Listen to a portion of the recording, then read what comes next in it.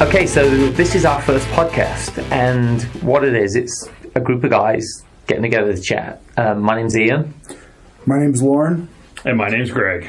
And, this came out of, we'd known each other for years. We've been dads at baseball games, people who sort of, have the odd conversation here and there, and then this year we decided on New Year's Eve to do something more than just getting together at baseball games, but to get together for coffee once a week and make a commitment to do something different. And out of that, we've been doing it constantly every week, but the group's grown. But the three of us are really the main core of the group, would you say? Yes, I would agree with that. It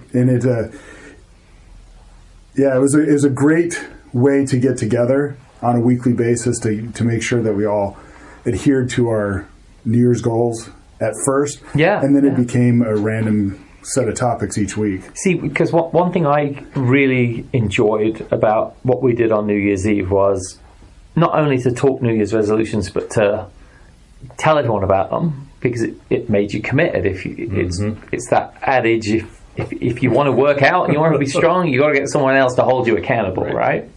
So what did we do? The first thing, we went hiking. We got that under our belts. We did that. But the coffee thing was something that we talked about doing weekly, and we've stuck to it, which is amazing. We're 30 weeks into the year, and we haven't missed a week. At least two people have been there. Right, so at least two people. Not necessarily everybody there every week, but that's the beauty of it, because the conversation changes each week based on the dynamics of who was able to attend. Yeah, it's great to think, right? We've got in that group, we've got doctors, we've got real estate people, we've got tech people, we've got marketing people, we've got entrepreneurs. It's across the board and growing. And I think for a lot of guys out there, you get to your middle ages, you're married, you've got kids. People don't have that, and it's amazing. I think even when I tell people who are not in our group about it, the draw about what this is really appealing to them.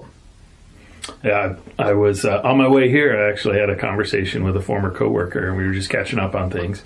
She's a lot younger, but I had mentioned that our generation, we focus so much on the family, providing for the family, being there for the family, being the anchor as much as we can be. And we kind of lose sight on our relationships. And I view this project as the fellowship project. Yeah. Of reconnecting with men, and we've shared a lot of good information, and I think a lot of knowledge has been transferred over a cup of coffee once a week. And not just that, the supportive side of it. And we've talked, and we've had the doctor in our group talk about it as well, about the amount of middle-aged men who commit suicide, depression, and that sort of thing. And it's a real thing. So the idea that the energy that's involved in this, it's something I really look forward to each week.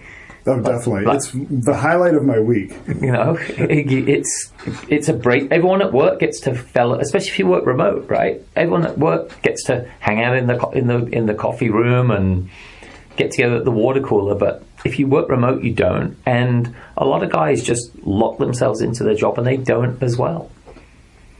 Absolutely. I think I might be the only one in this group that actually goes to the office, but I will tell you that I don't necessarily have as much in common with those people. Professionally, I do. But this group is with guys that I've known for years, and we're walking a similar path with similar challenges. And I think that the level of support, as well as, I don't know the right term, just raw honesty with each other.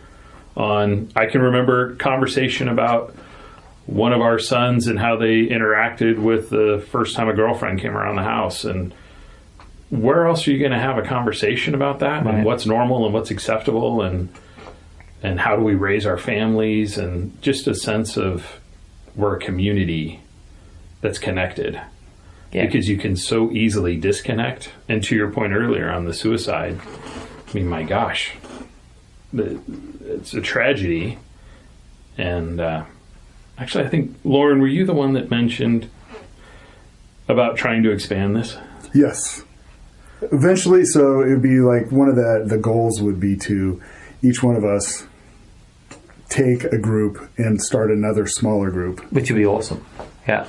And just have it as a, you know, everyone gets to add to it, and then have a larger group where all the subgroups get together and see how that goes. See, you know, one of the things that I think about a lot about this is it's amazing how we did it with no charter. There was no goal to it, right? Right. None of us said, hey, we're going to get to that, and here's going to be the structure of it. There was no agenda, there's no charter, there's nothing. It was just like, hey, let's get together for coffee and see what happens. And it's kind of funny because you tell your wife about it. She's like, you talk about what? Huh? And there's no, I think that no agenda side of thing is great. And it is what a lot of guys need. They need to shoot the breeze with people. And if they can't find people to have more than a 5-minute conversation with a neighbor in the street or whatever, I think that eats away at people eventually, because we said it before, and I think Andrew Tate said it.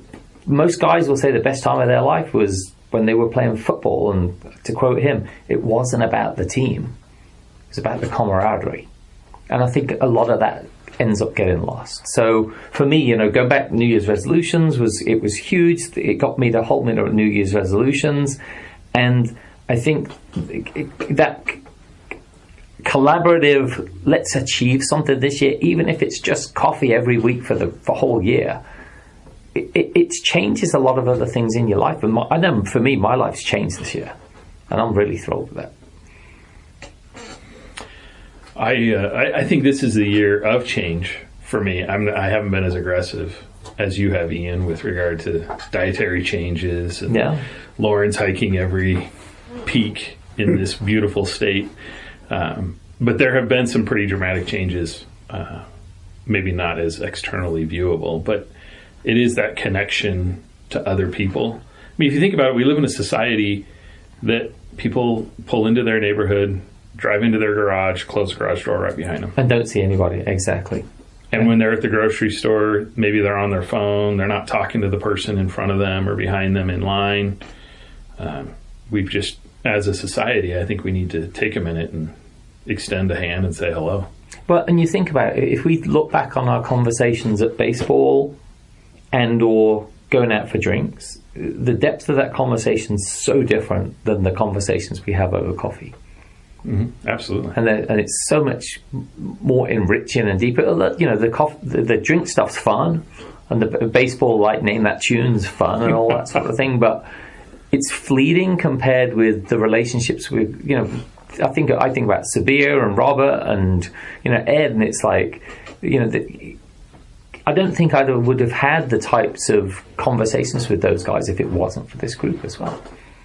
Definitely. I think just having the various subjects to talk about and you know, different perspectives, you know, from having a doctor talk about, you know, listen to us talk about AI versus someone in the mortgage industry, finance industry talking about the AI. That's two different perspectives, and it's great to get those type of perspectives all the time. Well, you also see how across industries, you know, AI is affecting different industries. So you'll see the doctor talking about how it's affecting his world, how it's doing contract searches, how it's working in marketing and all those different areas. It's something that's not going away, and I know it's been your focus, Lauren, especially with the ChatGPT and all the other tools you've shown us, which have been pretty amazing.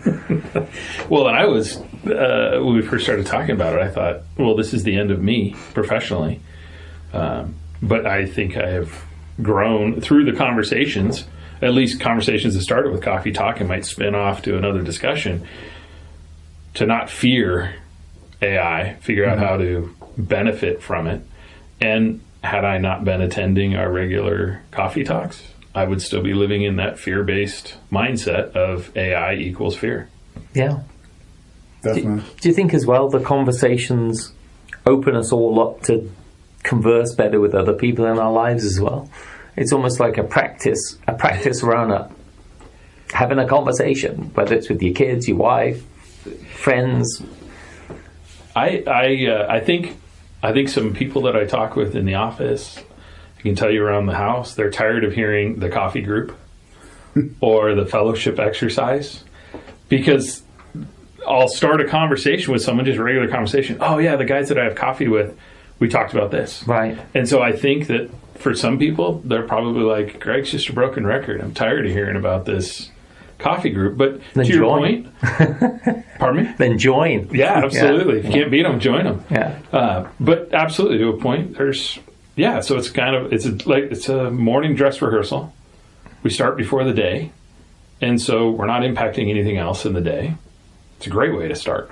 Yeah. In talking to other people, I've talked to neighbors who are like, that's awesome. Maybe that's something I should come do. Come on. But, it's interesting people taking that step, because, Lauren, you and I talked on New Year's Eve about how people talk a big game. And one of my promises was, if I say yes to something, I'm going to go do it. Well, no, one of the big things that you said, and it's influenced me, is if someone asks you to do something, even though your first instinct is to say no, is to say yes and go do it. Right. And I've tried to do that as much this year as possible. There'll be times that someone will ask to do something. I'm like, I really don't want to do that. I just want to sit on the couch and watch TV or something. But the impetus to go, okay, well, they asked me to do it, I better do it. Yeah. And I may not like it, but I'll do it and figure it out. And at least I know I've had an experience. Now that makes a lot more sense, because I did ask you a technical question late one day. I didn't expect a response, and I got a response back like 30 minutes later. And now I understand why. Now I feel a little guilty for asking you when I did. Thank you again for helping me. No problems there. Yep. It's careful what you wish for, right? Yeah, exactly. So, yeah. Well, and, tech questions usually get my interest going. Sure. So. Sure. One of the notes I wrote down for this was, about being impeccable with your word.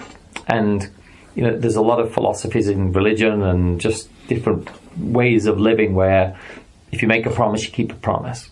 And you look at society doesn't keep promises anymore. Politicians don't keep promises anymore. And so for me, that was always a big one. It's like, if you're going to say you're going to do something, you've got to follow through and do it. Well, I'm asking a loaded question of both of you gentlemen. What are you most proud of? This year? No, in life. That's a good one. So I was hopefully trying to lead you down a path that isn't working, but... So I can tell you what I'm most proud of is my kids. Okay. My kids are the, family. Sure. I don't want to leave my wife out of the equation as well, but it's definitely, I'm proud of my kids. Each one is uniquely different. Sure. And has different strengths and different weaknesses as well, but I like to think that they all have something that's going to propel them in life to Absolutely. great, ends, and I hope that I just enjoy seeing where they go. Sure, absolutely. And having one kid go off to, two daughters in college, and then my first son off, last week goes to college. So it's interesting you mention that, because my mother, God rest her soul, when she was working 4 boys in the house, and her friend had 4 boys in her house as well. All 4 of my mother's friends' boys went to jail. Wow. None of my brothers have yet, right? And one of the things my mother always said before she passed was, I'm so proud of you guys, because she never went down that path, right? Sure. And it's something you think, really, how many people go to jail? But a lot of kids get in a lot of trouble. Yeah. Well, and the reason that I asked that question is being impeccable with your word is you're absolutely right. Our kids are exposed to what is right and what is wrong, being taught to them by someone that isn't part of their family unit. Right. That they look on TV. You'd mentioned politicians, 100%. So being impeccable, the kids learn the most from the home environment. As much as we may think that society doesn't want them to, they still learn the most from us. And so I think your topic of being impeccable, that's critical for the next generations of life. Well, you think about it as well. We're in a society with subjective and objective truths. Mm-hmm. So, black isn't black and white isn't white anymore. It's, if you see it that way, or it can be applied to a myriad of issues. But how do you get kids to be sound and on the straight and narrow when that's what they face every day. Sure. And we have exposure to them for 20 minutes a day. Yeah. And that's our influence. Right. Yeah. That's a tough one. And you can only hope the schools will do that job of holding them to the truth. But again, when you have objective and subjective truth, what the hell does that mean? Well, and so Lauren has the oldest kids in the group, I think. Are our daughters the same age? Oldest is 22. Okay, so you've got me by a year. But have you had any conversations where there's been a heart-to-heart, I really appreciate the way you guys have raised me. I really appreciate the love, the support, the validation of all the time and effort that you and Amy have put into it? Yeah, I think all the ones that have left the house have definitely said, yeah, I totally appreciate what you've done, as parents. Is that the Joni Mitchell, you don't know what you've got till it's gone? Exactly. Yeah. Exactly. When they have friends that are going through hard times and they have to adjust to that, and then they're trying to, comprehend, when they see hardships that their friends or their, significant others are having. And, we don't have, we can't advise them on everything. So giving them that background helps them a lot. And they've, at least my daughters have both expressed it, said, we totally appreciate this. That's great. Because, we all had, growing up, elders that said, you walked 5 miles uphill to work and 5 miles uphill back home, And I almost feel like my kids don't understand how tough we had it. And maybe that's just the cycle. And I don't think I appreciated my mother until much later in life. Her and 4 boys in a very small house. Gosh. Yes. I know I didn't appreciate my parents at all as a teenager. And I've apologized to them since, because there's having lived through kids and all the hardships that you go through with kids, they definitely had a different road back then. I remember asking my mom shortly after our daughter was born, when do you stop worrying about the kids? And she said, I'll let you know when I'm done worrying about you. Yeah, that's a great line. And I think that's I've even heard about people who, on their deathbed, their worry wasn't death, it was the people who still live it. Sure. I could see that. Yeah. If you devote your life to your family, to others, then that could be the biggest fear. Absolutely. Yeah. So, this is the sort of conversations that I know a lot of people aren't having. Like, what advice would we give other people to start something like we've got, which is special? And, what steps are they going to take to actually get there? Just do it. Yeah, that's the hardest part, is trying to figure out, I know when we'd always see each other, I was always, oh, how are you doing? Oh, living the dream. Right. That was the conversation. And we should. But like, take it beyond the catchphrase of living the dream and just say, hey, no, really, how are you doing? Yeah. And taking that extra step. Yeah, because I think if we had something to anchor it around, which was New Year's Eve, and you throw these promises out there, it'd be different if we were in a bar in the middle of March doing it, right? So I think that was good, but as a last sort of point for me, it's you find out who your friends really are, not with the baseball that connected us, but the values that connect us. Well, to your point, there were how many families in our Little League? Yeah, lots. And how many actually have participated in this coffee project? A few have said they've done it, they would, but haven't. That's been interesting, that they just haven't found the time for it. So what do you think, 15, maybe 15 guys have joined? Obviously, it's more convenient for some people, whatever that might be. But if you talk about a Little League of several hundred players... Over multiple years. Over multiple years, and the players, at least for the three of us, represented two parents for every one player. Well, that's not true. But anyway, we were talking about we did have that commonality, but why isn't everybody else? What's going on with the others? Right. Why haven't they? And maybe they have found something. Maybe we're just not listening to enough podcasts. Right. And you think, people like Blinn, we have people who have different things in common with different people. Like Blinn and I share the religious life together, and again, that's values. But you look at it across the group, even people who we may disagree with politically, there's still that values part that, and it used to be the greatest thing about America was you could agree to disagree, right?